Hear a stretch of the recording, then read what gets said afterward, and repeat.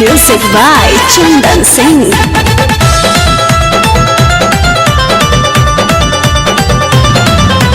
चोलिया के बोलो है चॉकलेट है सखी, चोलिया के बोलो है चॉकलेट है सखी, हमार बलमुआ पगलेट है सखी, हमार बलमुआ पगलेट है सखी।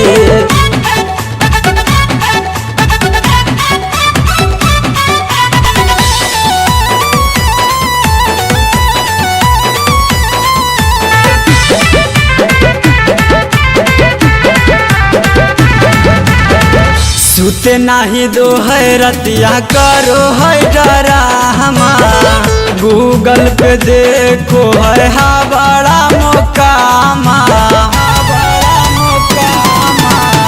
सुते नाही दो है रतिया करो है डरामा, गूगल पे देखो है हा बड़ा मोकामा, हीर के मिलल करा नेट है सखी, हीर के मिलल करा नेट है सखी, हमार बलमुआ पगलेट है सखी, हमार बलमुआ पगलेट है सखी।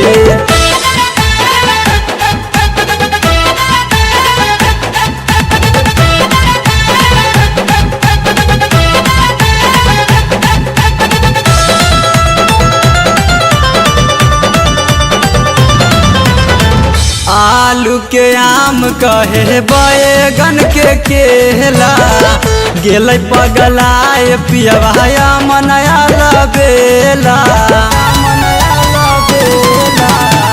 आलू के आम कहे बैगन के केला, गेल पगलाए पियवाया मनया लबेला, देवरो बिना सया पसेट है सखी, देवरो बिना सया पसेट है सखी, हमार बलमुआ पगलेट है सखी, हमार बलमुआ पगलेट है सखी।